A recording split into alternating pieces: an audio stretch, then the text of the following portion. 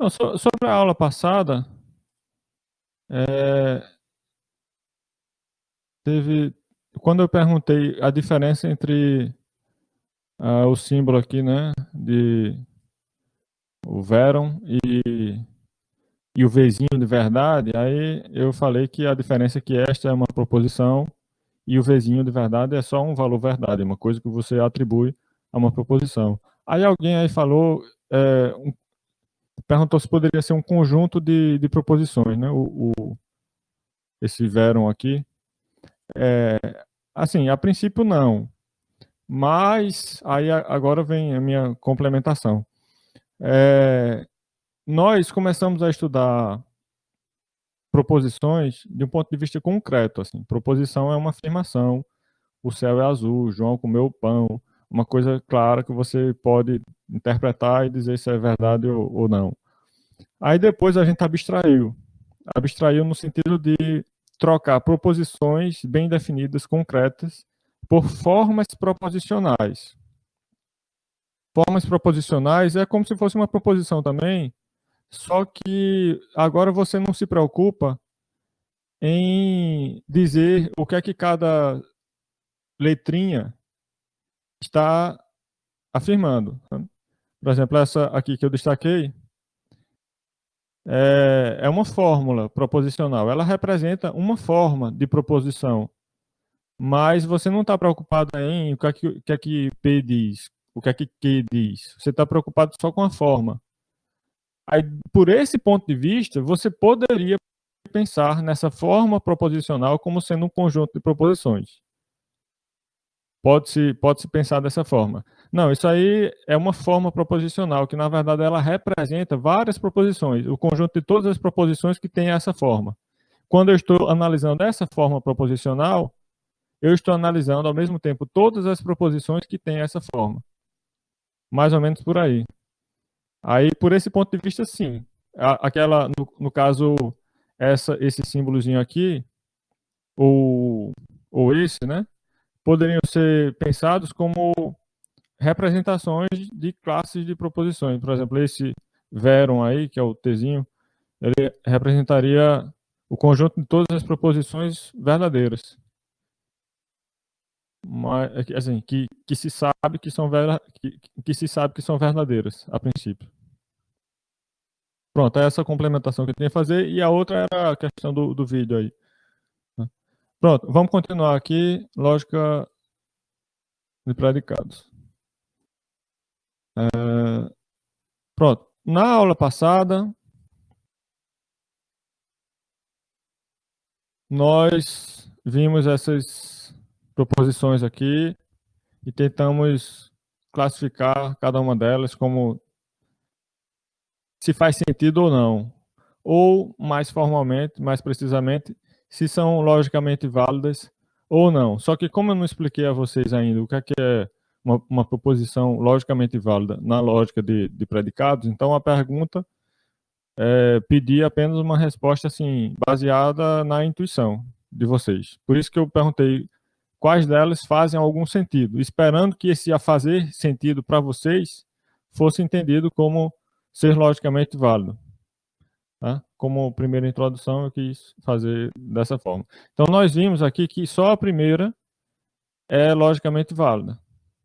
Se Sócrates é homem, todos os homens são mortais, então Sócrates é mortal. É bastante claro que isso é verdadeira, essa proposição é verdadeira, independentemente de quem é Sócrates. Não conheço Sócrates e não sei nem sequer se é verdade que todos os homens são mortais. Eu posso até não saber o que é que significa ser mortal, mas baseado na forma dessa proposição, essa é uma proposição logicamente válida. No sentido que, se for verdade que Sócrates é homem, e se for verdade que todos os homens são mortais, seja lá quem for Sócrates, e seja lá o que é que significa ser mortal, então é verdade necessariamente que Sócrates é mortal. Então, aqui, o que interessa é a forma. Tanto aqui quanto lá na lógica de proposições, na lógica proposicional. Só que agora, essa forma que estamos analisando vai além da forma de conectivos e proposições atômicas, como fazemos lá na lógica proposicional. Aqui nós estamos entrando na estrutura interna das proposições atômicas. Porque veja que essa proposição aqui, do ponto de vista da lógica de proposições, da lógica proposicional, que estávamos estudando até a aula passada, é isso aqui, ó. Se P e Q, então R. Pronto. Do ponto de vista da lógica proposicional, você só chega até aqui. E chegando até aqui, você não consegue decidir se essa é uma fórmula logicamente válida ou não. P e Q implica R. Pode ser que seja verdadeira, pode ser que seja falsa, dependendo dos valores de verdade de P, de Q e de R. Pronto. Não consigo concluir mais nada sobre essa proposição. Eu não posso dizer que é uma tautologia, ela não é uma tautologia, ela não vai sempre produzir valores de verdade. Aí o que é que a gente faz? A gente analisa a estrutura interna das proposições atômicas, pensando agora em termos de sujeito e predicado. A primeira proposição aqui tem um sujeito e tem um predicado. Sócrates é homem. O sujeito é Sócrates. O predicado é homem. E depois eu venho, todos os homens são mortais. Aqui, além de sujeito e predicado, o sujeito é homem e o predicado são mortais, eu tenho também um quantificador. Todos os homens são mortais. Então, é como se eu estivesse dizendo, para todo X, se X é homem, então X é mortal. E a última pega o sujeito da primeira proposição e o predicado da segunda proposição, com isso forma uma outra proposição, Sócrates é mortal. Pronto. É só a partir dessa análise de sujeito e predicado que conseguimos concluir alguma coisa sobre validade lógica de fórmulas de predicado, de fórmulas como estas aqui, proposições como estas da lógica de predicados de primeira ordem. As outras aqui nós vimos que não são logicamente válidas. Logicamente válida é um tipo de verdade que não depende dos sentidos, não depende de confirmações empíricas. Na verdade, não depende nem da interpretação que você faz de sujeito e predicado que estão expressados aí nessas palavras. Para qualquer interpretação que você faça dos sujeitos e dos predicados, somente a forma da proposição já nos diz que ela é verdadeira. Então, nós vimos que essa segunda não é logicamente válida. A terceira também não é. Quando eu digo que não é logicamente válida, significa dizer que existe uma interpretação para ela que gera um valor verdade que não é verdadeiro, que gera um valor verdade falso. Essa 4 aqui, por exemplo, ela pode até parecer ser verdadeira pelo fato de que a conclusão alguns quadrúpedes não são gatos é verdadeira baseado no nosso conhecimento de mundo, né? É verdadeira baseada no nosso conhecimento de mundo. Mas, como eu disse, nós não deveríamos depender de informações empíricas para concluir validade ou invalidade de fórmulas da lógica.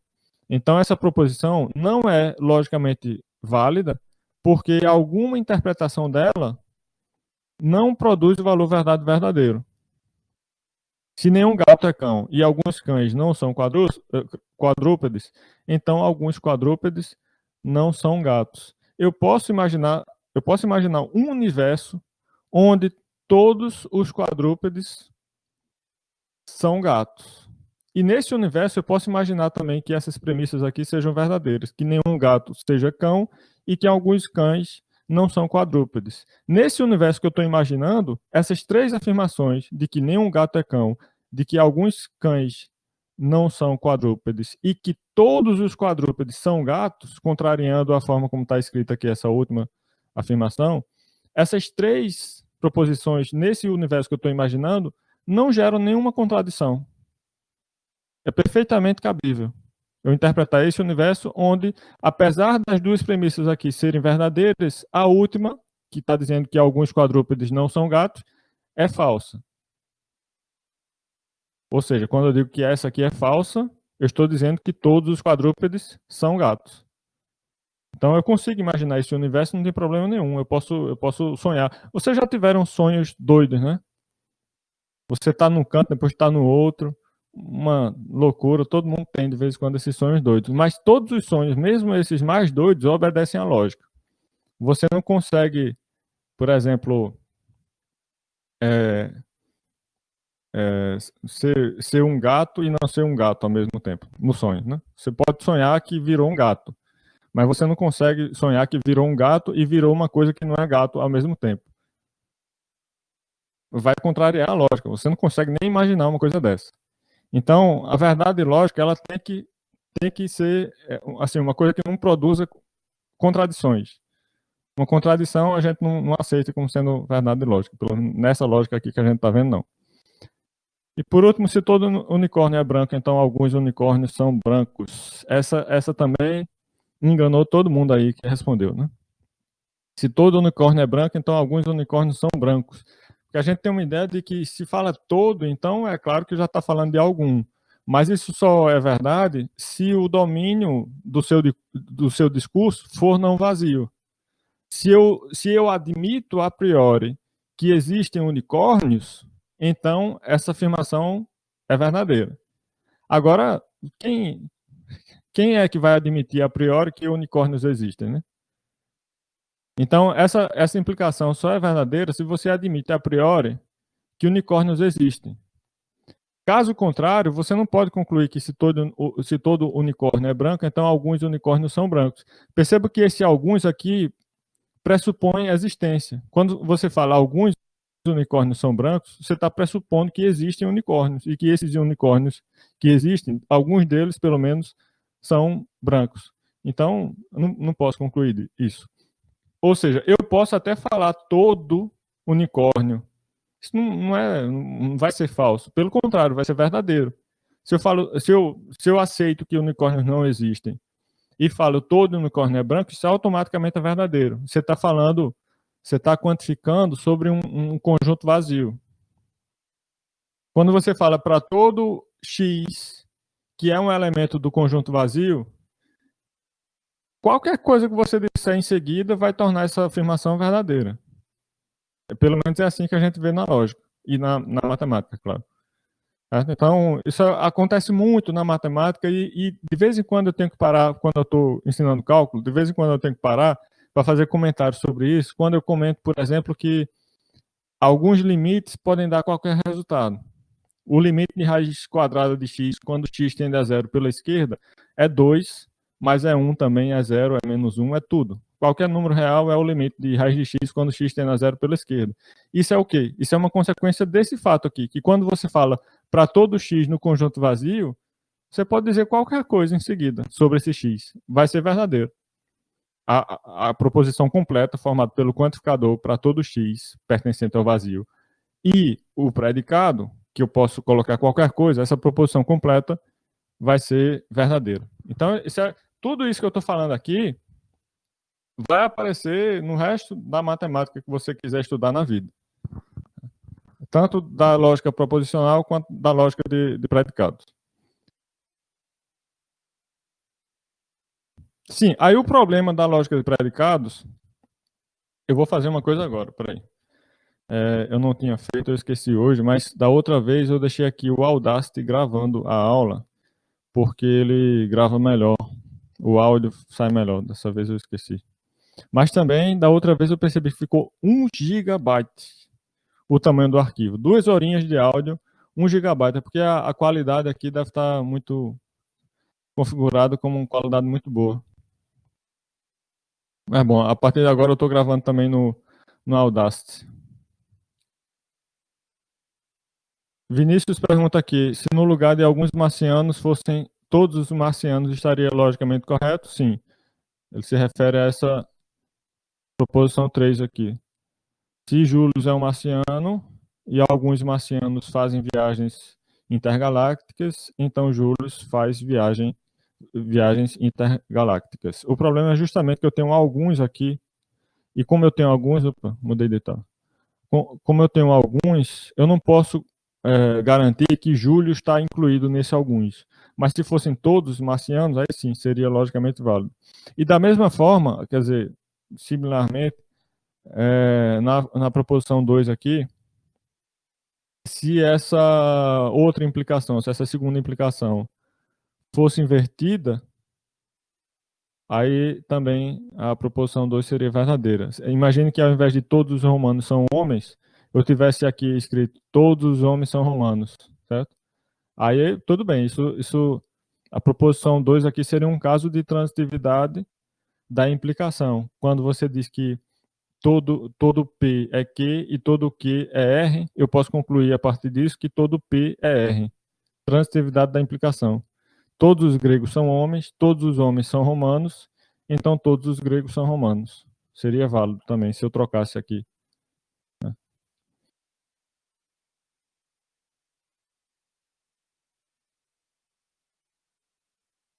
E falar todos, em qualquer frase, todos vão estar corretas, não sei.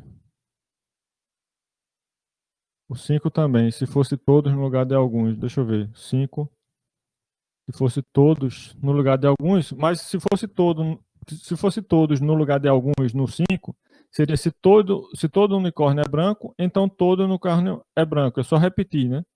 A premissa repetindo a conclusão. Sim, porque vira uma proposição. Aí não é nem um problema do ponto de vista de lógica de predicados. Volta para a lógica de proposições.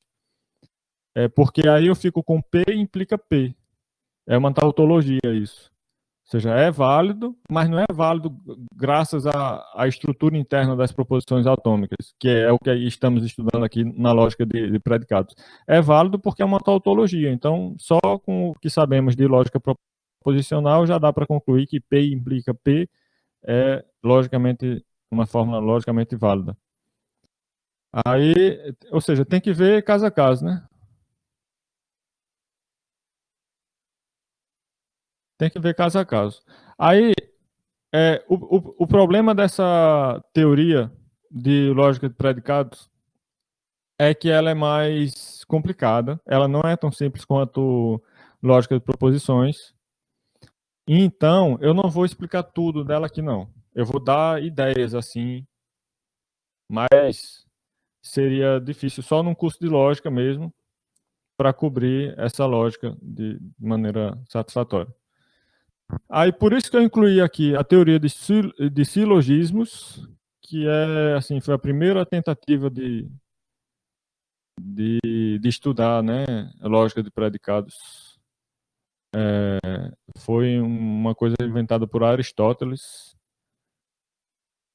ano 300 e tanto antes de Cristo. Aí esses silogismos são tipos de argumentos, mas ele não explica tudo da lógica de predicados. Ele foi assim um avanço monstruoso. Foi assim, realmente Aristóteles é considerado o pai da lógica por causa da invenção dos silogismos e alguma outra coisa que ele pode ter inventado para complementar. E a lógica permaneceu inalterada a partir desse ponto da invenção dos silogismos, permaneceu inalterada ao longo de séculos, aí, milênios, até eu acho que século XVII, talvez XVIII, com o advento da lógica moderna, que foi realizado por George Boole, aquele das leis de Boole, e outros, como Frege, Russell, etc. Sim, então vamos ver só uma partezinha aqui, tentando dar uma ideia geral assim de como funciona isso para vocês. Né?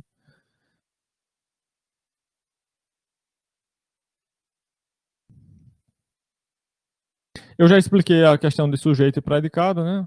Predicado Sócrates, ou sujeito Sócrates, predicado é mortal. Sujeito é um objeto sobre o qual você afirma algo. E o predicado é a afirmação que você está fazendo sobre esse objeto. Um sujeito, às vezes, é constituído de múltiplos indivíduos que se relacionam por meio de um predicado. Por exemplo, eu posso falar assim: Jacob, Johann e Nicolau são irmãos. Eu acho que a pronúncia desse Jacob não é essa não, porque esses irmãos aqui não eram ingleses não. Peguei aqui o nome dos 3 irmãos da família Bernoulli, mas eu acho que eles eram suíços. Eu não sei como é que se pronuncia esse nome aqui. Jacó, vou falar Jacó mesmo. Jacó, Johann e Nicolau são irmãos. Então, quem é o sujeito aqui? O sujeito são esses 3 indivíduos ao mesmo tempo. O conjunto formado por eles é que é o sujeito dessa proposição. E o predicado são irmãos. Então, o predicado aqui é um predicado ternário. Ele se aplica a 3 indivíduos que compõem um sujeito. Parece português, né? Parece estudo de língua portuguesa, mas não. Assim, a gente não está estudando a linguagem aqui. A linguagem é só um meio pelo qual a gente estuda a lógica. É diferente do estudo que é feito lá de análise sintática, né, em língua portuguesa e tal, porque lá é o contrário. Eles não estudam a verdade, a validade lógica das sentenças, das frases. Só analisam a estrutura gramatical, sintática.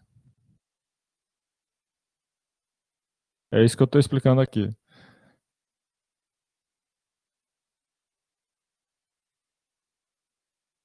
Você pode olhar para uma mesma frase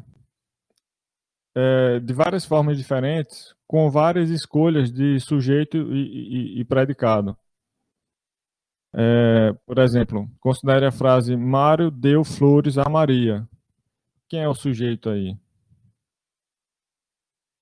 Tem várias formas de enxergar isso. Você pode enxergar Mário como sendo o sujeito e deu flores a Maria como sendo o predicado. Essa é a primeira forma de enxergar. Mas você também pode enxergar assim, ó, Mário e Maria são os indivíduos que compõem o sujeito. E deu flores a é o predicado. Certo? Então, deu flores a predicado se aplica no sujeito que é formado por Mário e Maria. Pode enxergar dessa forma. E ainda pode ver assim, Mário, Maria e as flores são elementos constituintes do sujeito. E deu a é o predicado. Ó, 3 pontinhos deu, 3 pontinhos a. Então eu deixo espaço aqui antes, no meio e depois, para colocar os indivíduos que compõem o sujeito. Eu posso chamar isso aqui, posso ver isso como sendo o predicado daquela frase, daquela proposição. E o sujeito formado por Mário, Maria e as flores. Então são maneiras diferentes de você enxergar, né? A frase, pelo menos na matemática, isso é assim que funciona. A escolha que você vai fazer depende dos seus objetivos, o que é que você quer concluir a partir dessa frase. Se S denota o sujeito Sócrates e M denota o predicado é mortal, então a proposição Sócrates é mortal pode ser representada assim, M de S.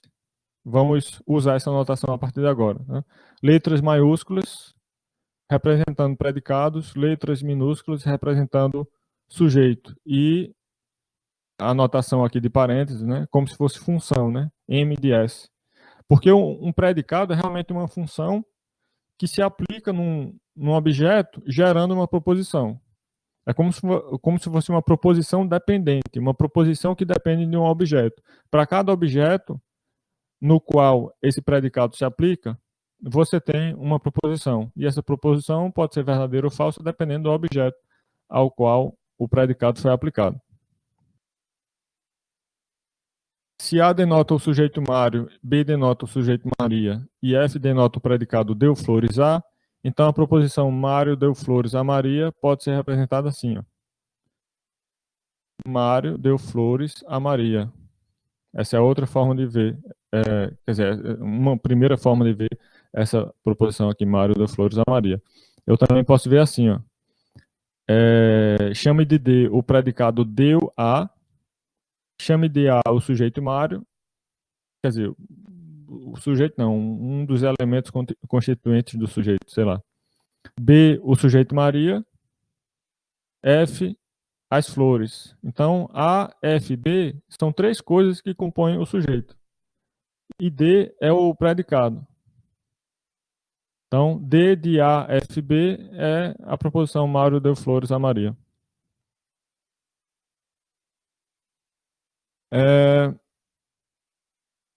Tá, esse exemplo aqui, eu gostaria de ter escrito ele de outro jeito, porque eu vou mostrar aqui proposições escritas em português e depois a escrita simbólica.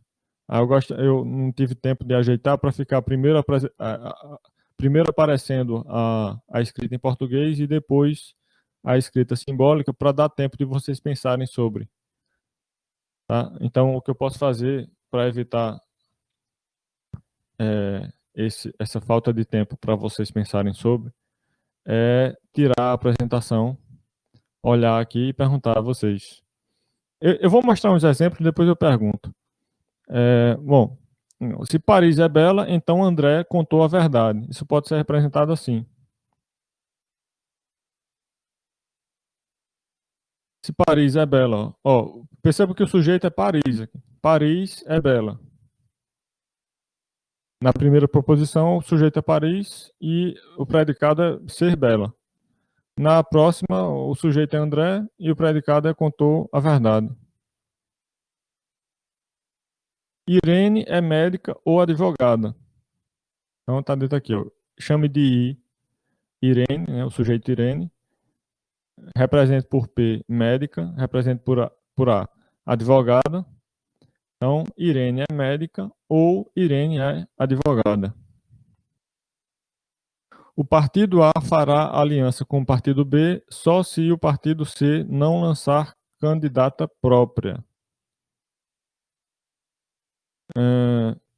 Então, aqui, perceba que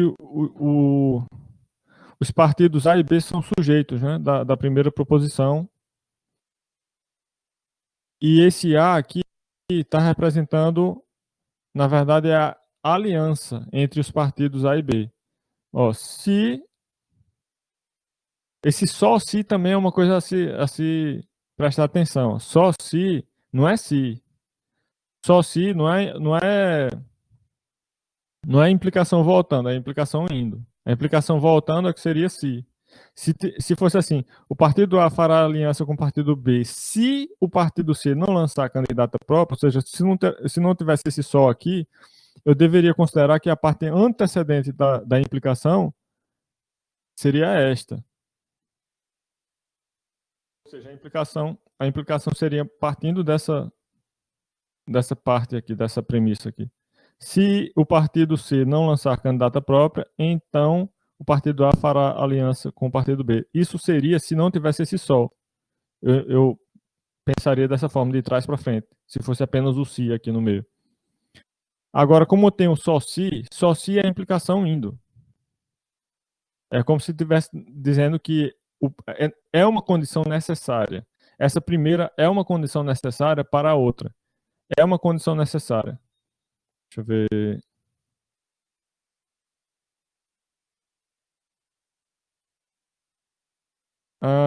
Na verdade, tem uma negação também, né? Ah, não, tá certo, tá certo. Partido não lançar candidato, a negação já aparece aqui. Então, na verdade, a condição necessária é esta. Quando se fala só se, a condição necessária é a que vem depois do só se. Então, é necessária. O que é dito aqui no final é uma condição necessária. É necessário que o partido C não lance candidato próprio para que o partido A faça aliança com o partido B. Ou seja, se você supõe que o partido A faz aliança com o partido B, é necessariamente verdade que o partido C não lance candidata própria. Tá? Quando se fala condição necessária, é nesse sentido, de ser necessariamente verdade, a partir da hipótese de alguma outra coisa.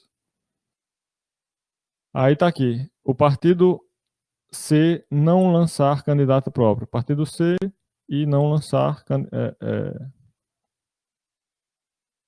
candidata própria, né? O P seria lançar candidata própria. Deixa eu voltar no chat lá. Alguém tem dúvida?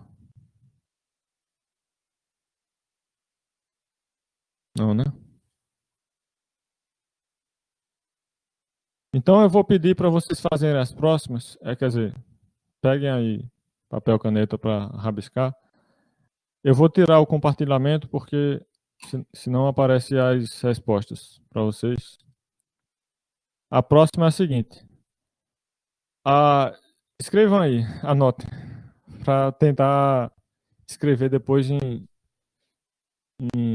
notação simbólica. Agora, perceba que os predicados são vocês que dizem as letras que vão representar os predicados, são vocês que dizem também a forma como vai se dar a classificação de sujeito e predicado. Nós vimos que tem várias formas de fazer isso, né?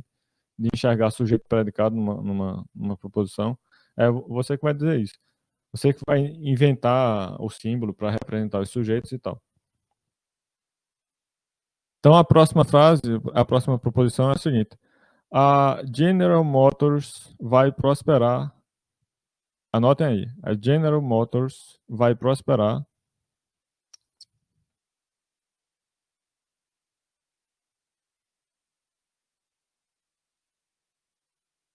Eu vou fazer o seguinte: eu vou copiar, uma coisa mais fácil. Copiar daqui e colocar no chat. É, eu estava ditando.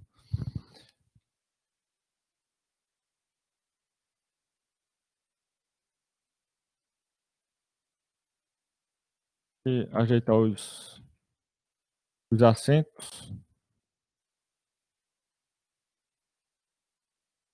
Uma mão só. A outra está com o microfone. Então, assim, ó, a General Motors vai prosperar se a Nissan for paralisada por uma greve ou se a Subaru for à falência. Como é que eu representaria isso aí em linguagem simbólica?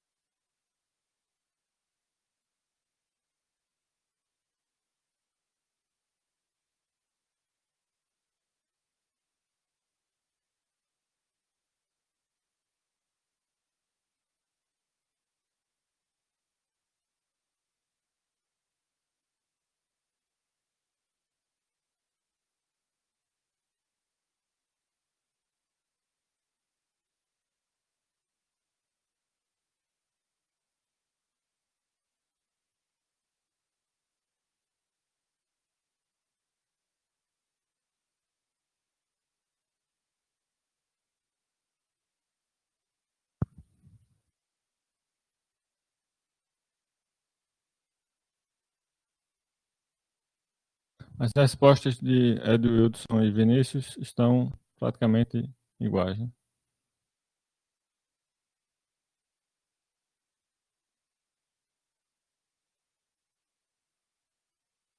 Ah, sim, é verdade. Porque tem prosperar e tem ser paralisado, né?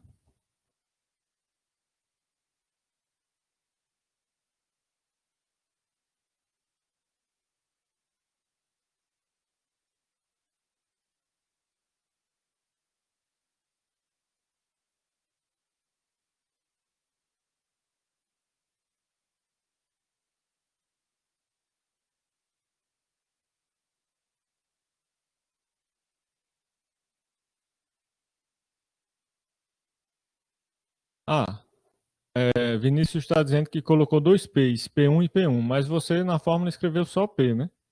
Então, no caso, seria melhor escrever P1 e P2 lá na fórmula também.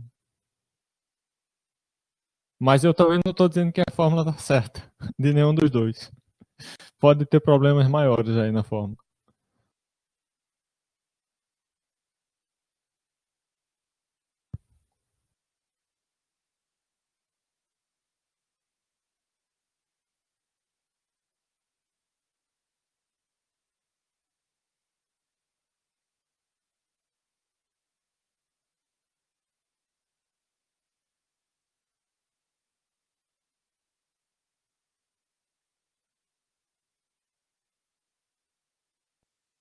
Samuel deu uma resposta aí diferente, invertendo trocando a parte antecedente pela parte consequente e vice-versa, com relação à resposta de Ed Wilson, por exemplo. Ok, eu vou dizer logo. A resposta certa, pelo que eu estou vendo aí, aparentemente essas duas últimas estão certas, porque aparentemente eu estou entendendo como sendo equivalentes, né? O que Samuel chamou de P2, Agnaldo chamou de PA. O que Samuel chamou de P1, Agnaldo chamou de PO. PO, prosperar, né? Bom, o que é que acontece? O se, no meio da frase, ele é uma seta voltando, como eu tinha dito agora há pouco. Ele não é uma seta indo. A seta indo é o só se. Só se vai. E o se volta. Né? Eu vou à praia se eu terminar meu dever de casa. Então, o que eu estou dizendo é, se eu terminar o meu dever de casa, então eu vou à praia. Tem que trocar a ordem, quando se aparece assim no meio da frase.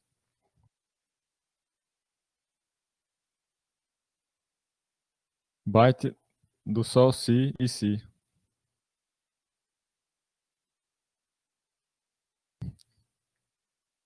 Então, eu vou mostrar aqui. Não, depois eu mostro, né? O ruim é que na gravação, neste momento agora, a tela está branca. Quando eu for colocar o vídeo lá no YouTube, a tela vai ficar branca, neste momento agora. A não ser que eu coloque minha imagem, faça uma montagem, mas é tanta montagem que eu tenho feito ultimamente, eu tô com preguiça. Bom, porque assim, são dois vídeos diferentes, né? Aí eu, para não ter muito trabalho, coloco só o vídeo da apresentação. Só que, às vezes, quando fica a tela toda branca, ou a pessoa deixa a tela toda branca, ou a pessoa faz a montagem para colocar nessa parte a própria imagem, no caso, a imagem da minha câmera. Outra, para vocês aí.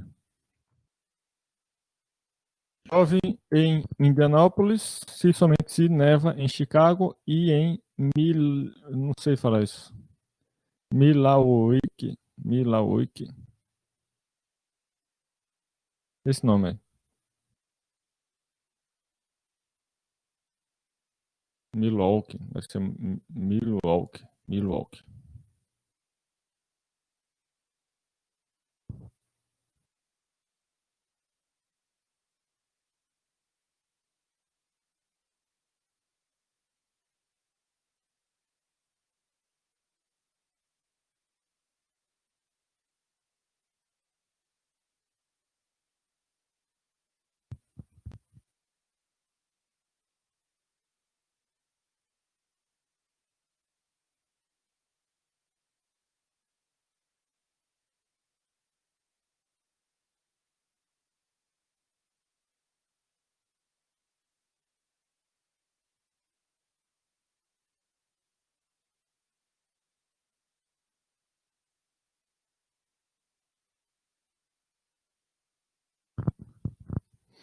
Enquanto os outros digitam, já acabou. Não tem mais não aqui.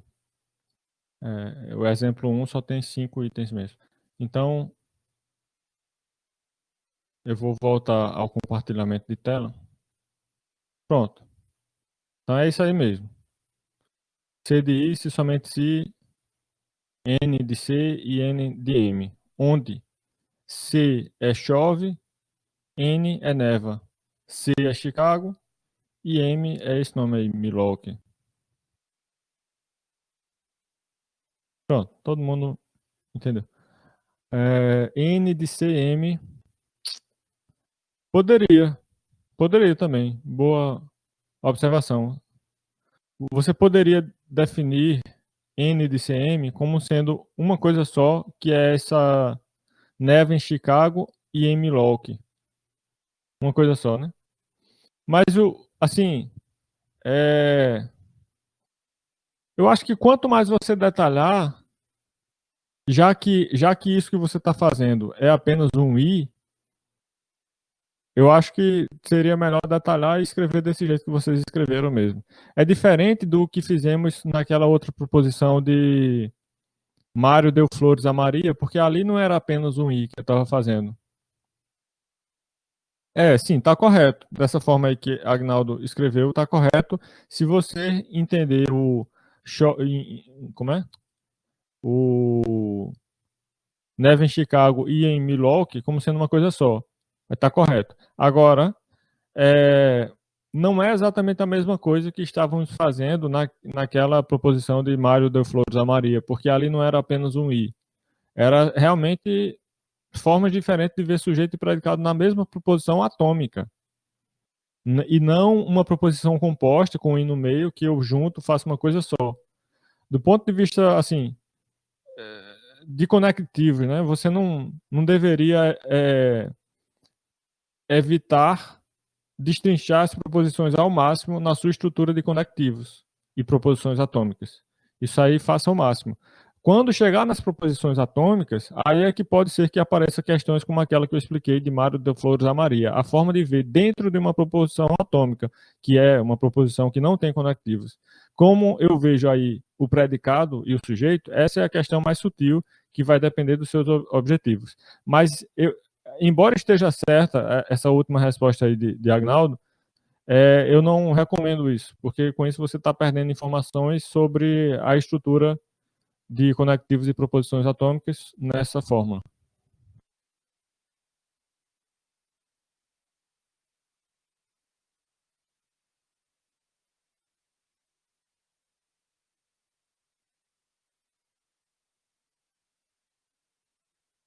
Ah, sim, é verdade. Foi Edwilson que falou antes. Eu poderia definir isso. Ok. Bom, então eu vou voltar aqui ao compartilhamento de tela. Sumiu.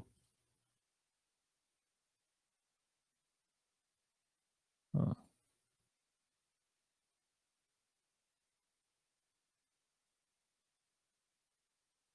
Pronto, então tá aqui as respostas, né? Como nós já comentamos. Continuando. Até agora, aqui nesse exemplo 1, nós não falamos de quantificador. Para todo, existe. Aqui é só sujeito, predicado e conectivos. Mas vamos ter também que considerar quantificadores, que podem ser de dois tipos, universais e existenciais. Quantificadores universais são usualmente representados na língua portuguesa por expressões do tipo todo, nenhum, para todo, etc. Por exemplo, todo vampiro é imortal. Isso aqui é a mesma coisa de eu dizer para todo X, se X é um vampiro, então X é imortal. Ou então, se eu pensar no X como sendo uma variável que denota necessariamente um vampiro, então essa proposição poderia ser mais simplesmente é, representada ou interpretada como sendo para todo X, X é imortal. Agora, isso só vale se eu pensar nesse X como sendo uma variável que assume valores apenas no conjunto de vampiros. Caso contrário, se eu pensar no X como sendo qualquer coisa, não necessariamente vampiro, então teria que colocar uma implicaçãozinha aqui. Para todo X, se X é vampiro, então X é imortal. Para especificar melhor qual é a variável aí. Que tipo de X eu estou lidando. Né? Bom, nenhum vampiro é mortal. Isso também envolve o quantificador para todo, o que é o quantificador universal. Só que aqui eu estou dizendo assim, para todo X que é um vampiro, esse X não é mortal. Perceba que é a mesma coisa de dizer nenhum vampiro é mortal e dizer para todo vampiro, esse vampiro não é mortal. O nenhum nada mais é do que um para todo, só que com uma negação lá no meio, no predicado. Você põe o para todo no início e nega o predicado. Nenhum é apenas isso. Para todo X que é um vampiro, esse X não é mortal. E aqui, todo homem é mortal. Se é a mesma coisa de para todo X, se X é homem, então X é mortal, como está sendo dito aqui. E aqui, para todo vampiro X não é mortal, isso é a mesma coisa de todo vampiro é imortal, né? Eu tenho também os quantificadores existenciais, que na língua portuguesa são representados por expressões do tipo alguns ou algum, para algum ou existe, tal que, né? Então, alguns quadrúpedes não são gatos, que pode ser também representada essa proposição dessa outra forma. Para algum quadrúpede X, X não é gato. É a mesma coisa que eu estou dizendo aqui. Ou ainda, eu posso ler assim: existe um quadrúpede X, tal que X não é gato. Então, alguns existe ou para algum, as três formas são formas de expressar quantificadores existenciais. E essas três proposições aqui são basicamente a mesma proposição, escrita de outra forma. Essa variável x que aparece aqui, tanto nessas proposições com quantificadores existenciais, quanto nessas outras aqui com quantificadores universais, são chamadas variável, o x é chamado variável individual. É uma variável que representa um indivíduo sobre o qual se afirma algo. É diferente de variáveis proposicionais. Variáveis proposicionais que estávamos estudando lá no primeiro assunto de lógica proposicional eram aqueles P, Q, R. Ali, esses P, Q, R não eram variáveis que denotavam objetos sobre o qual se afirma algo. A menos que você pense a nível de metalinguagem. Você está afirmando na metalinguagem coisas sobre essas variáveis P, Q, R. Mas, tirando essa parte de metalinguagem, dentro da teoria, nada é afirmado sobre aqueles P, Q, R. A nível de linguagem objeto, o PQR não são objetos sobre o qual se afirma algo. São as próprias afirmações. É diferente do X aqui. O X não é afirmação. X é um objeto sobre o qual se afirma algo. Então é uma variável individual, esse X aqui. Mas tanto quer dizer, o X é uma variável individual e o que estávamos vendo aqui no exemplo 1, nós temos essas letrinhas aqui, I, A, B. Podemos chamar essas letrinhas A, B, C, S, N, que são os sujeitos dessas proposições, como sendo constantes individuais. Porque aqui se trata de um objeto bem definido. Não é qualquer coisa, né? É uma coisa que você conhece, sabe? Está perfeitamente especificada aí. Então são constantes individuais. Enquanto que no para todo, no existe algum e tal, esses x que aparecem nesses quantificadores são variáveis individuais, né? Às vezes, variáveis individuais também podem aparecer soltas. Por exemplo, em x maior que 5.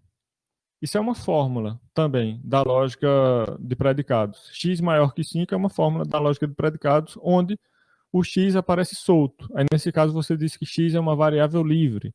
Continua sendo uma variável individual, só que como ela não está ligada a um quantificador, ela é uma variável livre. X maior que 5 não é uma proposição. Você não pode dizer que é verdadeiro ou falso, mas é uma fórmula. Nem toda fórmula é uma proposição. Fórmulas são expressões que podem vir a ser proposições caso enfim, você possa atribuir um valor verdade a elas. E para que você possa atribuir um valor verdade a elas, é necessário que não haja variáveis livres. Ou seja, uma proposição, às vezes também chamada de sentença, é necessariamente uma fórmula em que não há variáveis livres. Senão, eu não consigo dizer se é verdade ou mentira. O x maior que 5 vai ser verdade quando o x for 6, mas vai ser falso quando o x for 1. Então, é uma fórmula que não é uma proposição. Agora, se eu colocar assim, para todo x, x maior que 5, aí vira uma proposição, que é falsa, no caso. No domínio do conjunto de números naturais, a proposição para todo x, x é maior que 5, é falsa. Porque existe um número natural que não é maior que 5. Isso é uma coisa também que eu vou explicar daqui a pouco. A interpretação de uma fórmula na lógica de predicados depende da especificação de um domínio. que é um conjunto de objetos sobre o qual você vai formar suas proposições. Quer dizer, o X aí denota o quê? Quando eu digo para todo X, X é maior que 5. Esse X é o quê aí? Aí sempre, para interpretar uma fórmula como essa, você precisa antes definir o domínio do seu discurso, o domínio da sua teoria. E também, na verdade, estabelecer as interpretações de cada coisa que aparece na fórmula. Por exemplo, o maior que significa o quê? A princípio, ele é apenas um símbolo lá na fórmula. Você tem que olhar para esse símbolo e fazer uma associação desse símbolo com uma coisa externa que você já conhece, assim, de fora da teoria. Eu já tenho uma noção do que é que significa uma coisa ser maior que outra no conjunto dos naturais. Aí eu olho para a fórmula para todo x, x maior que 5, e decido interpretar essa fórmula nesse contexto de números naturais com a relação de menor que eu já conheço, ou maior que eu já conheço no contexto dos números naturais. Então, aí eu faço a associação. Esse x vai ser uma variável do conjunto dos números naturais. E esse maior que vai ser exatamente aquela relação que eu já conheço, que está lá no conjunto dos números naturais. Já fiz a associação do símbolo que está na minha frente com as coisas que eu conheço fora, no mundo externo.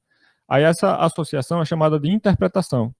E a interpretação vai me dizer se essa é uma proposição verdadeira ou não. Tá? Então é um assunto assim, bem cheio de detalhes, que isso aí leva um tempo para a pessoa...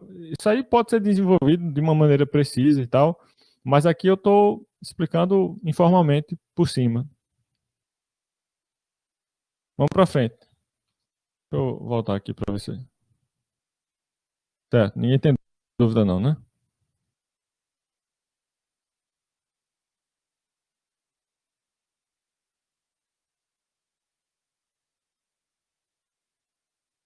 Agora vamos pensar nos símbolos dos quantificadores. O símbolo do quantificador universal é esse aqui, que vocês já devem ter visto em algum lugar, né? O A de cabeça para baixo. E é um A exatamente porque em inglês, para todo é escrito como for all. E vocês sabem também que o nome forró veio daí, né? For all, uma festa para todos, né? For all. Mas bom, é isso aí. O Azinho de cabeça para baixo é o for all, é o para todo. E é o A exatamente por isso, porque vem do all do inglês. Então, uma proposição como esta aqui, todo homem é mortal, pode ser representada assim: para todo x, m de x. Onde m é o predicado ser mortal, x denota aí um objeto qualquer, que no caso é um homem. Aí veja, para que essa fórmula realmente represente todo homem é mortal, eu tenho que interpretar essa fórmula no domínio dos homens, no conjunto de todos os homens. O x, certo? Tem que ser interpretado como homem para que essa fórmula realmente represente a proposição todo homem é mortal. Agora, se eu não quiser depender disso, dessa interpretação nesse domínio específico, aí outra maneira de representar é assim: para todo x, se o x é homem, então o x é mortal. É a mesma proposição, é representada de uma maneira que agora eu posso interpretar o x como sendo qualquer coisa. Vai ter uma restrição aqui dentro da proposição que vai fazer com esse x, que a princípio poderia ser qualquer coisa, passe a ser necessariamente um homem, antes que eu avalie a proposição que vem logo em seguida, que é x é mortal. Então, quando eu chego aqui para saber se esse m de x é verdade ou falso, eu já sei antes que esse x é um homem. Aí eu já consigo decidir melhor se ele é mortal ou não. Ou seja, as proposições podem ter diferentes maneiras de representar e diferentes interpretações também. As fórmulas, né? As fórmulas, que são as representações das proposições, podem ser diversas. E para uma mesma fórmula, você mudando o domínio ou a interpretação que você faz a cada símbolo de predicado, você também gera valores verdade diferentes. O símbolo do quantificador existencial é isso aqui, existe. É um E ao contrário, pelo mesmo motivo do A ao contrário, porque existe a primeira letra do nome existe, que em inglês também existe. Então, se G denota o predicado é gato e Y é uma variável que se refere necessariamente a um animal quadrúpede qualquer, Então, a proposição algum quadrúpede não é gato pode ser representada assim, ó, existe y que não é um gato. Existe y, negação de g de y, onde g é ser gato e y é um quadrúpede qualquer. Então, eu estou dizendo que existe um quadrúpede que não é gato aqui. Agora, para que essa interpretação seja feita aqui nesta fórmula, é necessário que se fixe o domínio da interpretação como sendo o conjunto de todos os quadrúpedes. É nesse conjunto onde eu posso interpretar essa fórmula, existe y que não é gato, como sendo exatamente o que eu quero que seja. Né? Algum quadrúpede não é gato. Agora, se você não quiser depender dessa interpretação no domínio de todos os quadrúpedes, aí você pode colocar assim, ó, existe y que é um quadrúpede, e mesmo assim, apesar de ser um quadrúpede, ele não é gato. Existe um quadrúpede que não é gato. Então, agora, essa outra proposição, ela tem a interpretação que eu quero que tenha, mesmo se o y aí é pensado como sendo qualquer coisa. Aí, denote por y qualquer coisa. Quando eu chegar aqui dentro da proposição, eu vou ver, essa qualquer coisa, na verdade, é um quadrúpede. Isso, é um quadrúpede, porque satisfaz Q de y.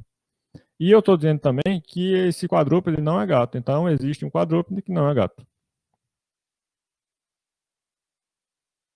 Alguns exemplos de proposições com quantificadores e suas escritas simbólicas na lógica de primeira ordem. Essa vale um esclarecimento aqui, eu acho que eu não tinha explicado direito isso. Lógica de predicados é um nome resumido de lógica de predicados de primeira ordem. Quer dizer, tem várias lógicas de predicados. A que estamos estudando aqui é a lógica de predicados de primeira ordem. Aí, às vezes, a gente fala mais resumidamente lógica de predicados, querendo falar lógica de predicados de primeira ordem, e também, às vezes, a gente fala apenas lógica de primeira ordem, querendo dizer lógica de predicados de primeira ordem. Faltou um dezinho, uma preposição de aqui. Lógica de primeira ordem, faltou o de. É primeira ordem por quê? Porque aqui nós quantificamos sobre objetos. Nós não quantificamos aqui sobre proposições, ou seja, existe o para todo x, para todo x, p de x. Nós estudamos aqui proposições dessa forma, para todo x, p de x. Esse x é uma variável individual. Agora, você não pode formar a proposição para todo p, que é um predicado, vale que para todo x, p de x. Porque o primeiro quantificador, para todo p, está quantificando sobre um predicado. Aqui, na lógica de primeira ordem, isso não é feito. Você não quantifica sobre predicado. Predicado é uma coisa que você não fala sobre. A não ser que você esteja na metalinguagem falando sobre a linguagem objeto. Mas dentro da teoria, você não fala esse predicado é de um jeito ou de outro, lá na teoria. Você não sabe o que é predicado lá na teoria. Você sabe o que são os objetos. E é sobre os objetos que você fala na teoria, na linguagem objeto. Então, vou dar alguns exemplos aqui de proposições da lógica de predicados de primeira ordem, com quantificadores, e escritas também em linguagem simbólica. Existem casamentos felizes. Então, vou escrever assim, existe um X que é um casamento e é feliz. Existe um X, X é o quê? Qualquer coisa. Só que essa coisa, na verdade, é um casamento. E, além disso, essa coisa também é feliz. Então, existe um casamento que é feliz. Unicórnios não existem. Então, eu pego a proposição que diz que existem unicórnios e nego essa proposição. Ou seja, é falso que existem unicórnios. O aí está representando o predicado ser unicórnio. Né? E x é qualquer coisa. Então, essa proposição existe x tal que u de x é apenas a proposição existe um unicórnio. Existe um x que é um unicórnio. Note que eu não tenho um símbolo para tal que aqui. Tem gente que gosta de símbolo para tal que. Eu não gosto. Eu coloco a vírgula mesmo, tanto no quantificador existencial quanto no quantificador universal. Porque para mim são coisas análogas. Se eu colocar um traço lá, ou sei lá o que, um ponto e vírgula, para esse quantificador e não colocar para o outro, tem dois problemas aí. Primeiro, eu perco a analogia de um com o outro. Parece que o existe é uma coisa mais especial, que precisa ter uma coisa no meio, separando o quantificador do predicado. E segundo, o existe, na verdade, como eu falei, ele não é necessariamente lido assim, existe X tal que. Você pode ler essa expressão como sendo é falso que algum unicórnio existe. É, ainda apareceu existe, né? Mas vamos pensar na primeira aqui. Que diz assim, a primeira diz, existe um casamento feliz, né? Eu poderia ler de uma outra forma, que seria algum casamento é feliz. Cadê o existe? Não, não tem. Cadê o tal que?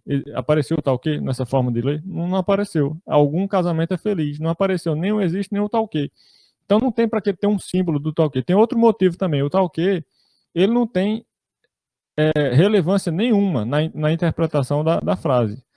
É como se eu tivesse, como se eu sentisse a necessidade de usar símbolo para coisas que não interferem em nada, né, na interpretação. Por exemplo, uma dúvida que eu tive quando eu era criança, eu estava na alfabetização, e eu lembro, o mais incrível é que eu lembro.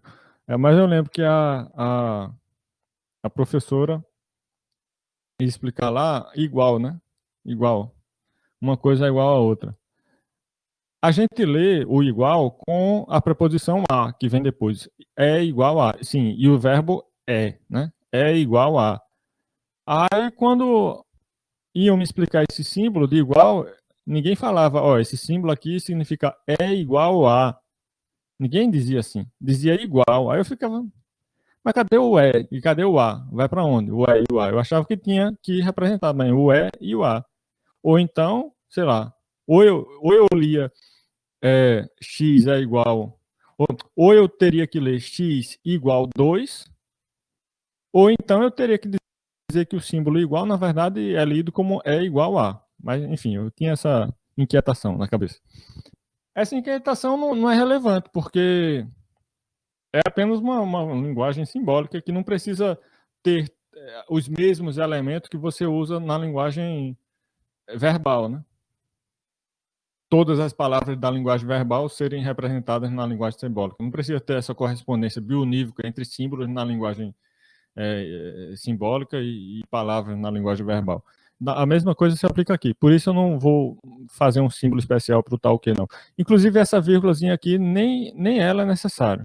Pode colocar sem nada. Os lógicos gostam de colocar sem nada mesmo. Mas aqui eu vou colocar assim, porque na matemática eu costumo usar essa vírgula para ficar mais legível a forma. Leões marinhos são mamíferos. Como é que eu represento isso? Para todo x, se x é um leão marinho, então x é um mamífero. A mesma coisa dizer, para todo leão marinho, esse leão marinho é mamífero. Ou seja, todos os leões marinhos são mamíferos, ou seja, leões marinhos são mamíferos. Aqui eu estou presumindo, né? Eu estou considerando que tem um quantificador universal implícito aí. Nesse leões marinhos são mamíferos. É uma interpretação meio incerta, porque nem sempre na linguagem usual a gente usa expressões desse tipo nesse sentido de para todo, né? Às vezes alguém pode falar assim, leões marinhos são mamíferos, querem dizer que alguns leões marinhos são mamíferos. Mas esse é um problema da linguagem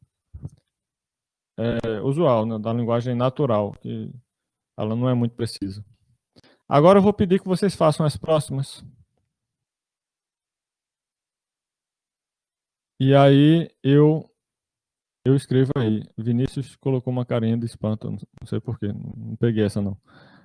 Aí eu vou tirar aqui da apresentação, do compartilhamento de tela, para pedir que vocês façam as próximas aqui.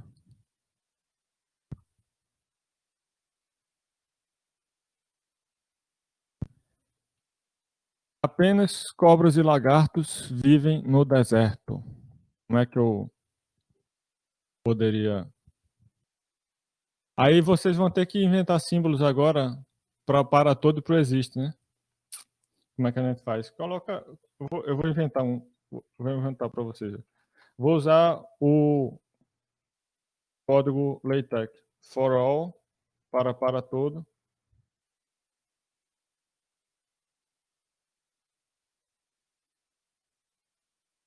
Escrevam assim para todo. E assim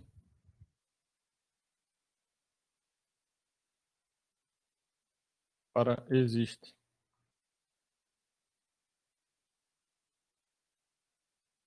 Então, for all x, p de x. Exemplo, né? For all x, p de x. Para todo x, p de x.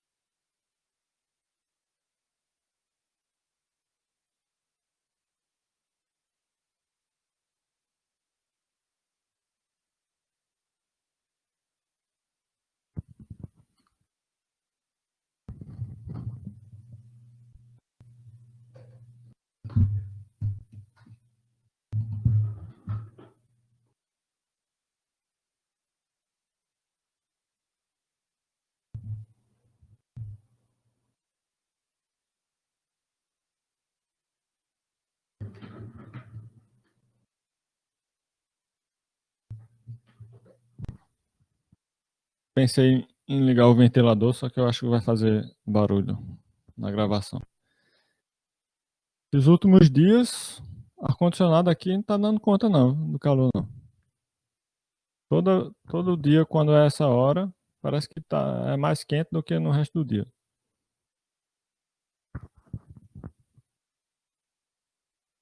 Apenas cobras e lagartos vivem no deserto. Tentem ler de outra forma em português antes de passar para a linguagem simbólica, se achar que ajuda. Como é que você pode ler essa afirmação de uma outra forma, usando conectivos de forma mais explícita, né? E quantificadores também.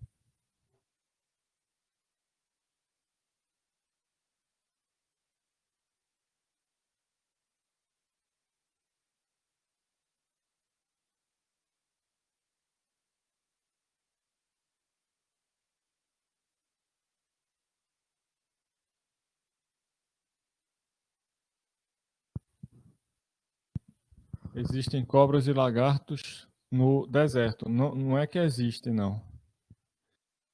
Apenas cobras e lagartos vivem no deserto? Você apenas fazendo outra coisa, né?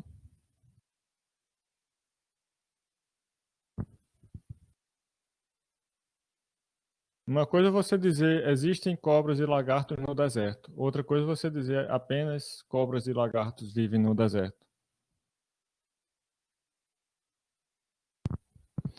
Vamos ver as respostas. Ó, Agnaldo colocou para todo x, c de x e l de x. Ou seja, para todo x, x é uma cobra e x é um lagarto. Não.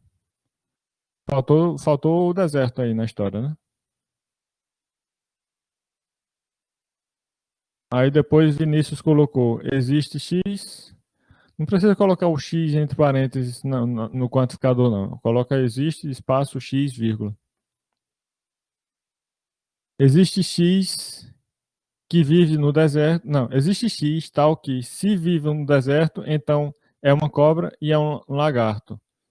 Também não é exatamente isso, não. Existe um x que se vive no deserto, então é uma cobra e um lagarto.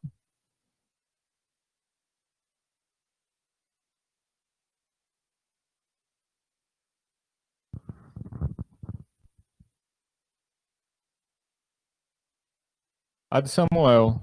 Para todo x, x é uma cobra e x é para todo x, se x é uma cobra e x é um lagarto, então x vive no deserto. Tá quase. Eu acho que melhorou, mas não tá lá ainda não. Para todo x, se x é uma cobra e x é um lagarto. Eita, mas aí você tá dizendo que x é ao mesmo tempo uma cobra e um lagarto, né? Aí não.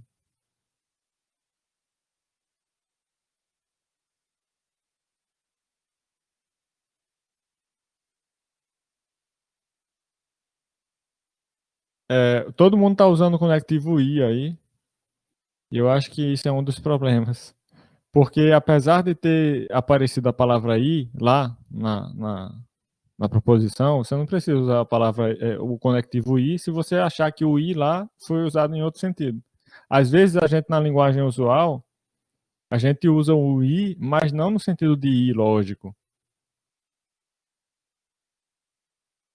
Quando a gente fala, existem apenas cobras e desertos vivem no apenas cobras e desertos. Apenas cobras e lagartos vivem no deserto, eu não estou dizendo que existe um objeto que é ao mesmo tempo uma cobra e um lagarto, né? Deixa eu ver as próximas. Ed Wilson colocou para todo X e para todo Y. Se é verdade que. Como é que eu leio isso na linguagem? Para todo X e para todo Y. Se X é uma cobra, implica X vive no deserto. E além disso, se Y é um lagarto, então Y vive no deserto. Ou seja, você está dizendo aí que toda cobra vive no deserto e todo lagarto vive no deserto. É isso que Ed Wilson está dizendo. Toda cobra vive no deserto e todo lagarto vive no deserto. Basicamente é isso. Só que também não é isso que foi dito na proposição. Ao invés de dizer que toda cobra e todo lagarto vive no deserto, o que está se dizendo é que apenas cobras e lagartos vivem no deserto. Ou seja, não tem outra coisa no deserto. Não tem outra coisa no deserto além de cobras e lagartos. Não tem outra coisa viva no deserto além de cobras e lagartos. Não é que tudo que é cobra e é lagarto está no deserto. Não, existem cobras e lagartos em outros lugares também. Mas quando eu vou num deserto, eu só vejo duas coisas vivas lá. Ou é cobra ou é deserto. E aí eu já estou dando a resposta para vocês. Veja que a leitura de uma outra forma já permite enxergar melhor a estrutura. Veja que eu acabei de falar, né? Ou é cobra ou é lagarto. Primeiro você interpreta a frase, depois tenta ler de uma outra forma, que faça mais evidente os conectivos na frase. Quando eu vou no deserto, só enxergo duas coisas vivas lá, dois tipos de bicho vivos no deserto.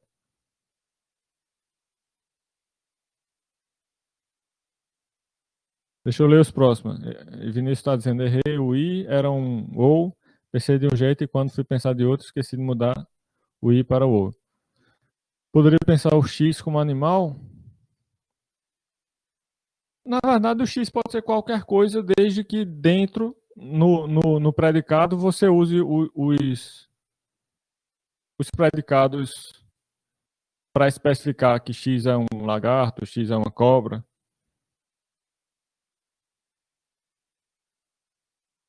Então, assim, depende de como você forma a proposição. Deixa eu ver aqui a outra resposta do Vinícius. Existe X que vive no deserto. Não, existe X que se vive no deserto, então ou é uma cobra ou é um lagarto. Não, tá quase, mas ainda não existe, não. Como eu disse a vocês, eu vou no deserto e tudo que eu vejo lá de coisa viva ou é cobra ou é lagarto. Então não existe, não é, é existe um X que se vive no deserto, então é cobra e lagarto. Não, é para todo. Deixa eu ver, Azaf. Para todo X. Ó, a vírgula que você está usando aí, você está usando vírgula no predicado. No predicado é parênteses. Azaf, a resposta de Azaf. No predicado se usa parênteses. No quantificador, aí é vírgula. Mas, beleza. Você quis dizer que para todo X, se X é uma cobra ou X é um lagarto, então D aí no D você esqueceu de colocar o X de novo. Você quis colocar, então X vive no deserto, né? Se X é uma cobra ou X é um lagarto, então X vive no deserto. Não. Essa resposta foi parecida com as primeiras.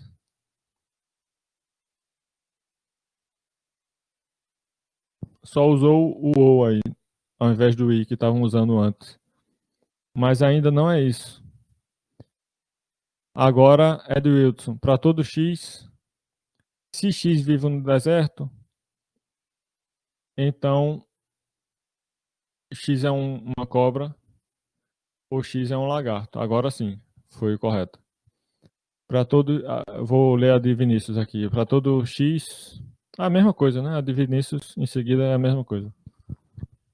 Então eu acho que é isso. Deixa eu ver se é isso mesmo. Para todo se X vive no deserto, então X é uma cobra ou X é um lagarto. É. Assim, esse deserto, esse predicado D aí, ele deve estar representando vive no deserto, né?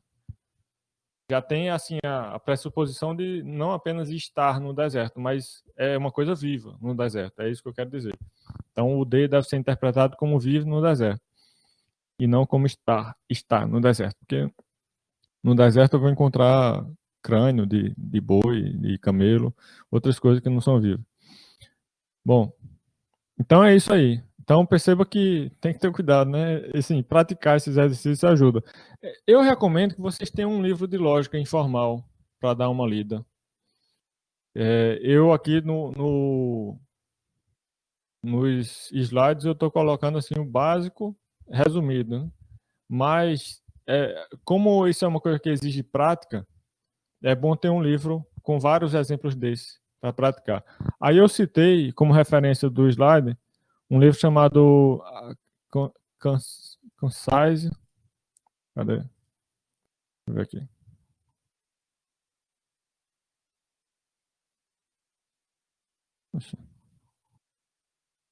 A Concise Introduction to Logic, de Hurley. Vocês veem lá na bibliografia, é ele que eu estou usando. Ele é um livro, ele tem um nome de conciso, uma introdução concisa à lógica, mas não é nada de conciso, tem umas 1000 páginas. Aí ele é um livro de lógica informal, é bem tranquilozinho, assim, lógica mais de um ponto de vista filosófico. Então, com muitas palavras, poucos símbolos, e explicando uma coisa assim, de forma bem extensa, bem detalhada, para não restar dúvida sobre o assunto. Então, ela é bem didático e bem detalhado. Não tem muito simbolismo, muita conta, não. Tem também o livro do Mortari, é um dos mais famosos no Brasil, Mortari, Introdução à Lógica. É bom também, eu nunca li o livro todo, né? Eu só li o início. Mas era como é, um desejo de consumo meu quando eu estava na graduação, eu era doidinho por comprar esse livro. Depois de muito tempo foi que eu comprei.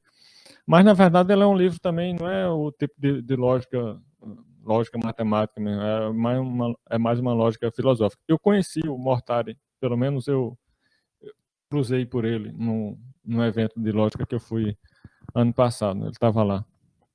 Eu não pedi nem para ele autografar meu livro, porque eu não estava com o livro, eu nunca li o livro dele, eu não teria essa cara de pau de pedir para ele autografar um livro que eu nunca li, né? Primeiro eu vou ler para depois elogiar o livro. Bom,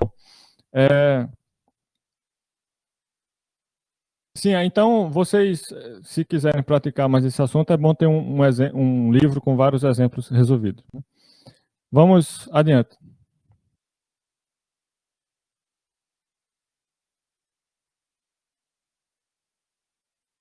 Vou ver aqui.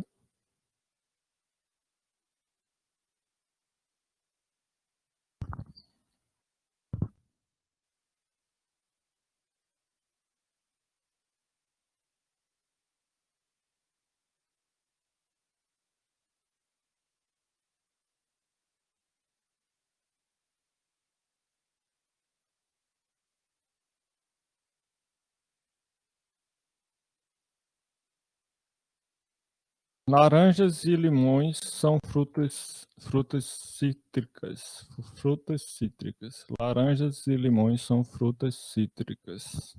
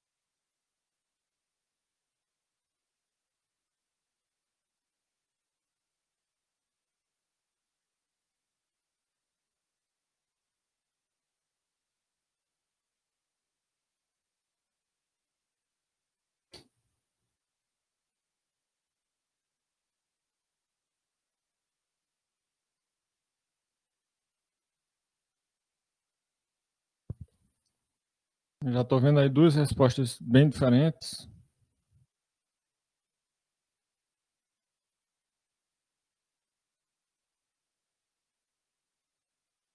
Samuel escreveu: existe X que é cítrica, que é uma fruta cítrica, né? Não, existe X que se é uma fruta cítrica, então é uma laranja ou é um limão. Será que isso é a mesma coisa de dizer laranjas e limões são frutas cítricas? Vinícius escreveu: para todo X, se X é uma laranja ou X é um limão, então X é uma fruta cítrica. Quem concorda com o Vinícius aí?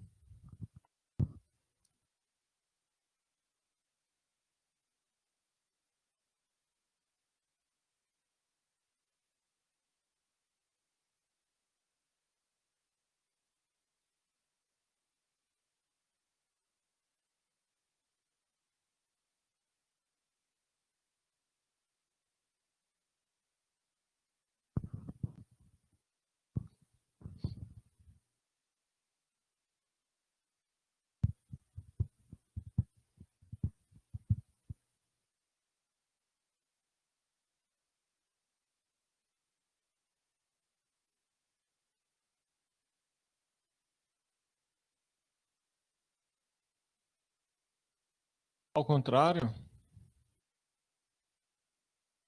você está falando com relação à resposta de Vinícius, trocar parte antecedente por parte consequente, é isso? É isso que eu estou querendo que vocês digam, se a dele está certa ou não. Daqui a pouco eu digo. Mas alguém, pelo jeito, a Zaf está achando que a resposta do Vinícius deveria ser de um outro jeito, né? Sim, a Zaf está colocando aí para todo X, se é uma fruta cítrica, então, se X é uma fruta cítrica, então é um limão, X é um limão ou X é uma laranja. Enfim, X é uma laranja ou é um limão. Também, não é isso não. Aí você está dizendo que toda fruta cítrica ou é laranja ou é limão, sabe? Veja que lá na frase é o contrário, laranjas e limões são frutas cítricas e não frutas cítricas são laranjas ou limões. Nem toda fruta cítrica é laranja ou limão. Para todo X, para todo Y, Edilson colocou aí, se X é uma laranja, então X é fruta cítrica, ou se X, ou se Y é um limão, então Y é fruta cítrica. Não. A resposta de Vinícius está correta. E eu vou falar porque as outras não estão. Quer dizer, eu já comentei, né? Algumas, pelo menos. Enfim, a de Samuel simplesmente não é isso que foi dito. Né? Existe uma fruta cítrica. Não, existe X que se for uma. Veja que quando a gente lê em linguagem natural, fica muito diferente daquilo que foi dito. Né? Existe um X que, se esse X for uma fruta cítrica, então X é uma laranja ou X é um limão. Não foi isso que foi dito. Aí depois a Zaf trocou, né? Como se estivesse dizendo toda fruta cítrica ou é uma laranja ou é um limão. E a do Wilson colocou aí para todo X, para todo Y. Se X é uma laranja, implica. Esse ou aí no meio dessas implicações, se não tivesse, se ao invés do ou fosse um i, estaria menos errado. Mas vamos ler com o i aqui, ao invés desse ou. Para todo x, para todo y, posso afirmar duas coisas. Se x é uma laranja, então x é uma fruta cítrica. E se y é um limão, então y é uma fruta cítrica. Então, se fosse um i entre as duas implicações, estaria menos. Talvez estaria até correto, né? Você está dizendo, se tivesse um i, estaria dizendo que toda laranja é uma fruta cítrica e todo limão é uma fruta cítrica.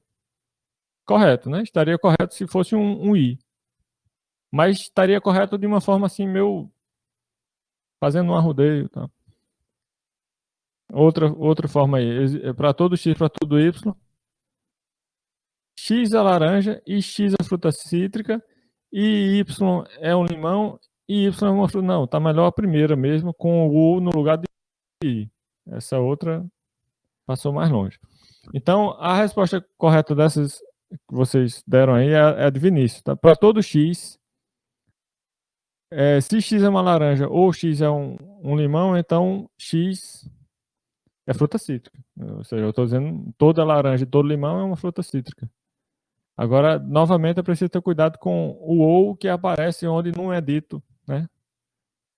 Porque foi dito um i, mas na verdade esse i tem ideia de união, união de dois conjuntos, dos conjuntos da laranja e dos limões. Aí para união a gente usa o ou. Uma coisa que é uma laranja ou é um limão é necessariamente uma fruta cítrica. Deixa eu pegar o próximo aqui.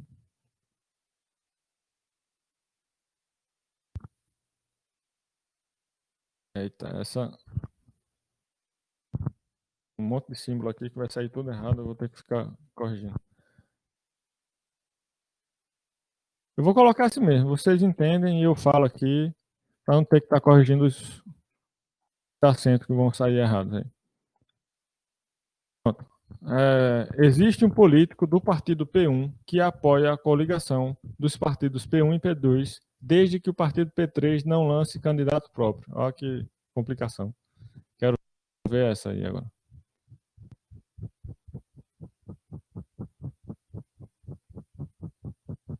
Vou ler de novo. Existe um político do partido P1 que apoia a coligação dos partidos P1 e P2, desde que o partido P3 não lance candidato próprio.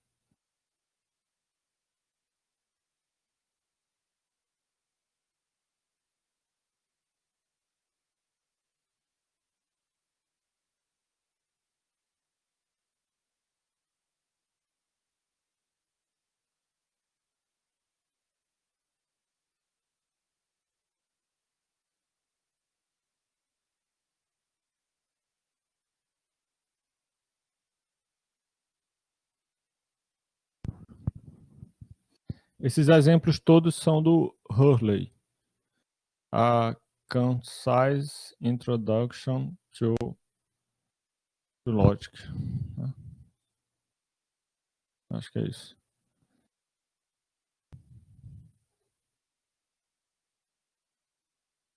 13ª edição.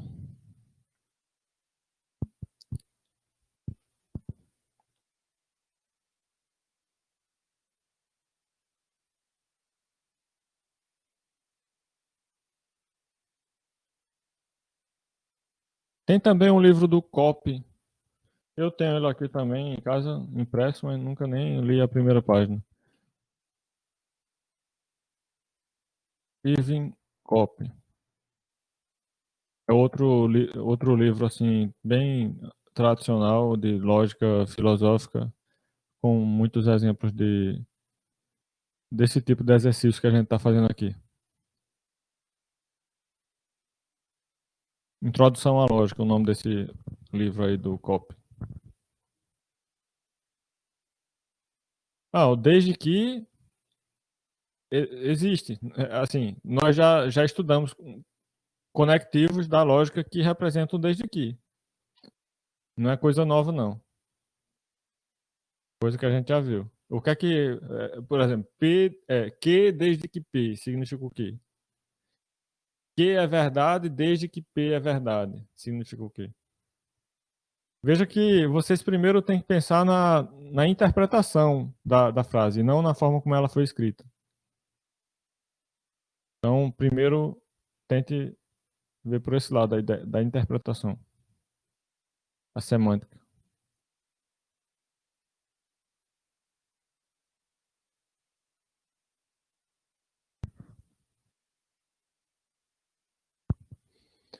Vamos ver a primeira resposta à ideia do Wilson. Existe um X que, se partir do P3, o que é que significa CP aí?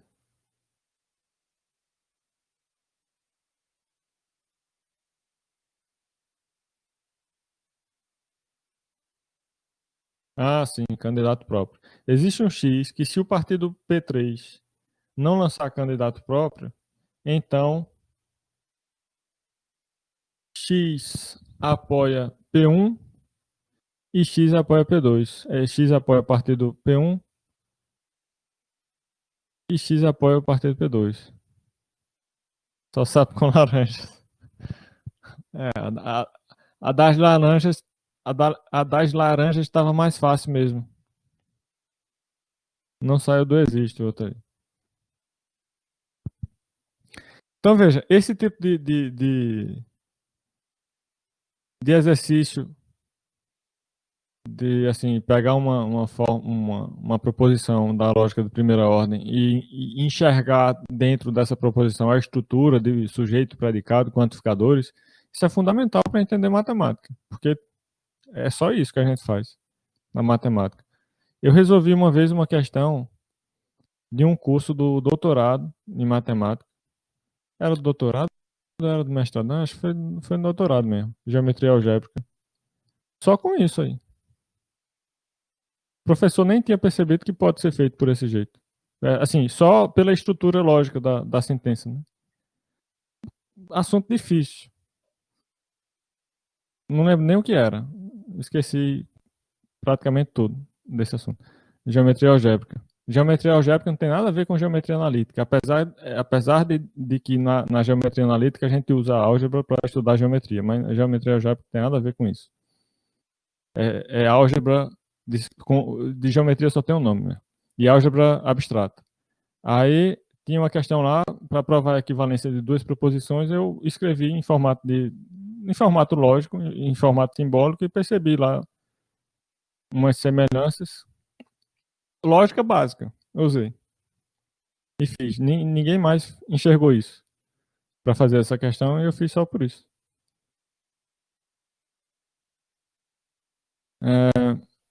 Ninguém mais deu resposta aí não, né? Então eu vou explicar.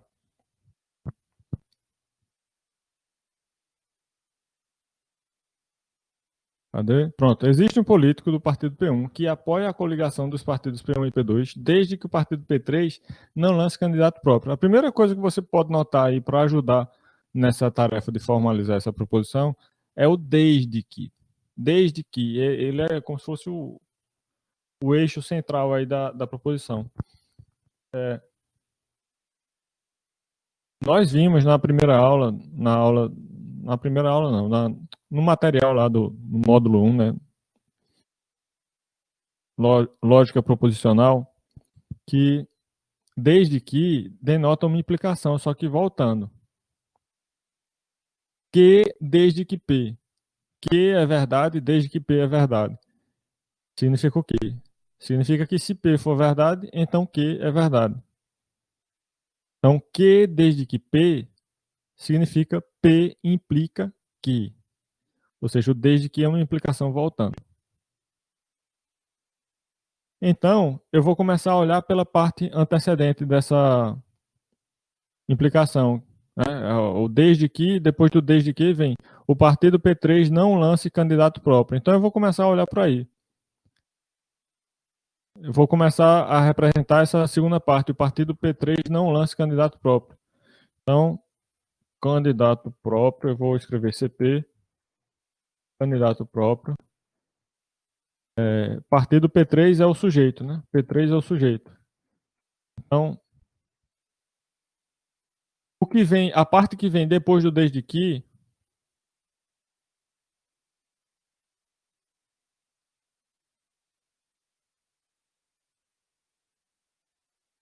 seria assim, ó.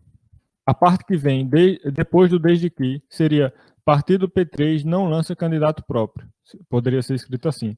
Veja que o partido aí, o partido P3, né, é um sujeito. Né? Agora vamos pensar na primeira parte da frase, aquela que vem antes do desde que. Ela diz assim: existe um político do partido P1 que apoia a coligação dos partidos P1 e P2.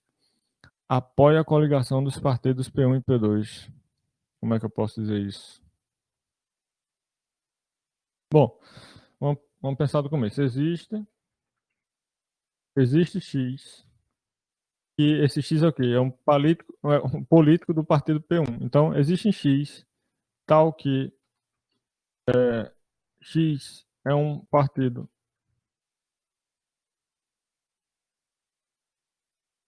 Pô, é um político do partido P1. E eu vou colocar aqui uma representação parcial da parte que vem antes do desde que. Eu só fiz até agora o início. Mas para vocês verem o passo a passo, né? Pelo menos é assim que eu faço. Eu vou vendo as formas mais fáceis de formalizar e vou construindo a partir delas o resto.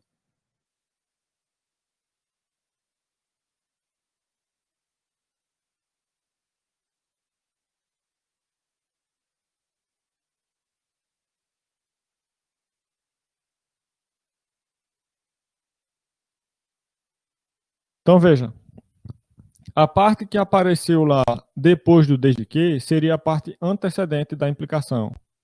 A, a, a, a implicação, a proposição toda é uma implicação, da forma P implica que. E o P, que é a parte antecedente dessa implicação, é justamente aquilo que aparece depois do desde que. Então eu comecei por aí. Vamos ver essa parte antecedente aqui. A parte antecedente é essa que eu tinha escrito antes aqui. Não é falso que o partido P3 tem lança candidato próprio. Pronto. Então, o partido P3 não lança candidato próprio. Essa é a parte antecedente da implicação. A parte consequente é a que vem antes do desde que seria existe um político do partido PX que apoia a coligação dos partidos P1 e P2. Aí eu estou representando parcialmente, está parcialmente formalizado assim, existe um X, esse X é do partido P1, e esse X apoia a coligação dos partidos P1 e P2. Em outras palavras, eu estou dizendo existe um político do partido P1 que apoia a coligação dos partidos P1 e P2. Resta terminar de formalizar essa última parte, a parte consequente, né? Então,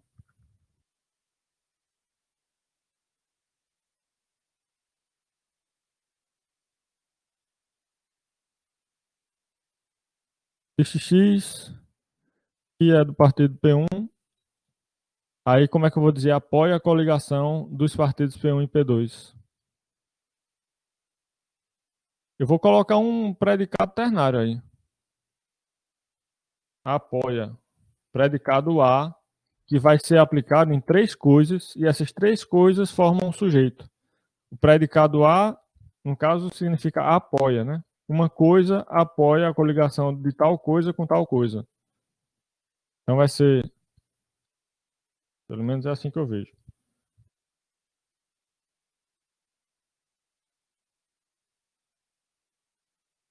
A ordem também, a escolha minha. Dentro dos parênteses aí, eu posso colocar. Meu teclado aqui está com as letras apagadas. Eu não preciso enxergar quando eu estou digitando rápido com as duas mãos, mas com uma mão, às vezes a pessoa perde a cadência da coisa e precisa de falta das letrinhas indicando aí.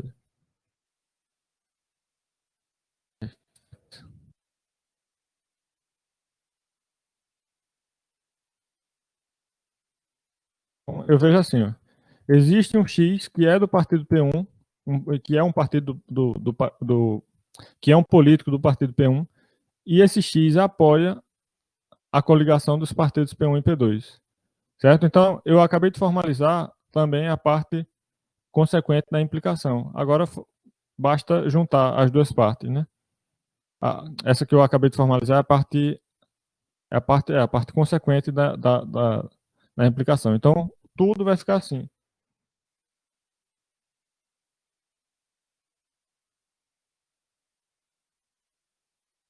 Se o partido P3 não forma coligação própria,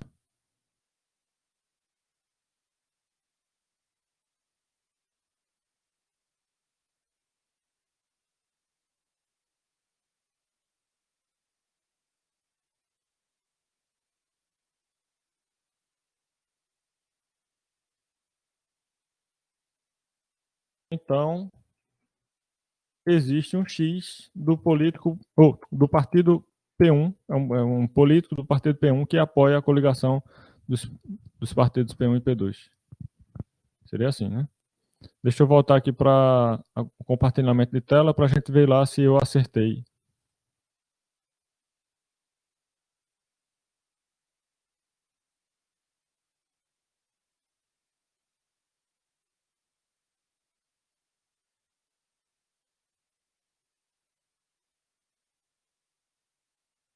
Pronto. Então, vocês estão vendo aí agora, né? Existe um político do partido P1 que apoia a coligação dos partidos P1 e P2 desde que o partido P3 não lance candidato próprio.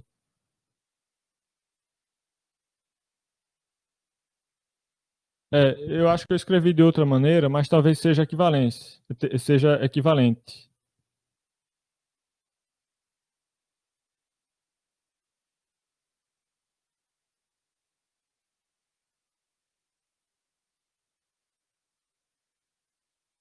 Ou talvez não seja equivalente, mas também pode ter ambiguidade na frase. Vamos ver aqui.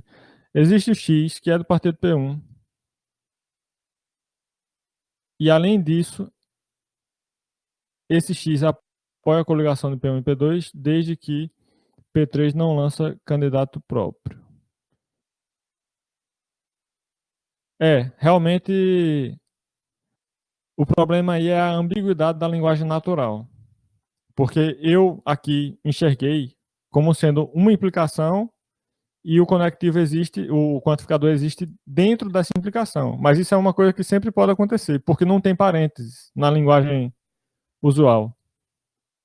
Então, como é que eu ia saber que esse desde que, na verdade, está dentro de uma proposição quantificada, né? Às vezes a gente comentou sobre isso na primeira aula que foi com slides, que às vezes quando você pega uma frase escrita em linguagem natural, a posição dos parênteses lá, você vai tentar acertar, mas ninguém garante que está certo, porque na linguagem usual não tem parênteses. É. Então, assim, essa é uma coisa que pode acontecer. Paciência. Por isso que a gente usa linguagem simbólica. A gente não trabalha em lógica com linguagem natural exatamente por isso. Bom, o tempo acabou. Eu não terminei a parte de lógica de predicados, nem sequer o início da parte de lógica de predicados. Então, na próxima aula, eu vou ter que continuar a parte de lógica de predicados, porém, eu acredito que já vai ter como começar conjuntos na próxima aula, que eu espero que seja segunda-feira. Caso não possa, sim, eu só vou poder informar, confirmar mesmo na segunda, mas eu acho que pode. 90% de certeza de segunda-feira tá tudo ok para a gente ter aula normal na segunda-feira. Beleza, né? Dúvidas? Enquanto isso, vão estudando aí. É bom pegar algum material de lógica informal para dar uma lida. E quando eu estiver de férias, eu vou continuar produzindo material para vocês continuarem lendo até novembro. Viu? A segunda vai ser a última aula antes de eu entrar de férias. Depois de segunda, só tem aula de novo, aula síncrona assim, em novembro. Só que nesse tempo eu vou estar postando material para vocês estudarem. Por que foi horrível para tu?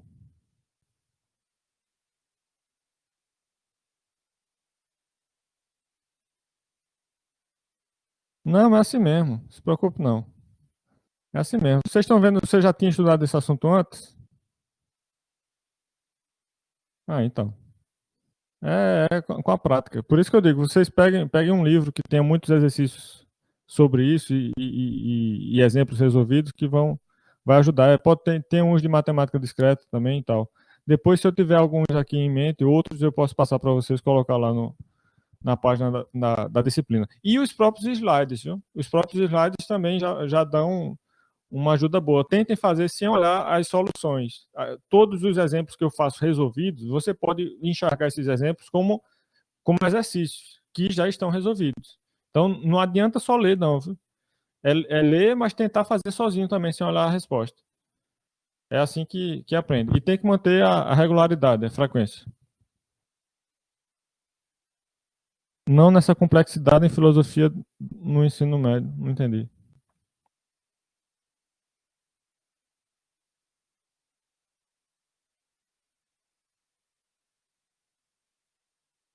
Isso é... Ah, sim, tinha visto no ensino médio, né? Não, mas isso aqui não é uma coisa avançada, não. Isso é o início da lógica. É só uma questão de, tá, tudo bem, você tá vendo isso agora, leva tempo para se acostumar, mas não é que seja avançado, não. É assim mesmo, não se preocupe não. Vão praticando aí. Beleza, até segunda-feira. Boa noite.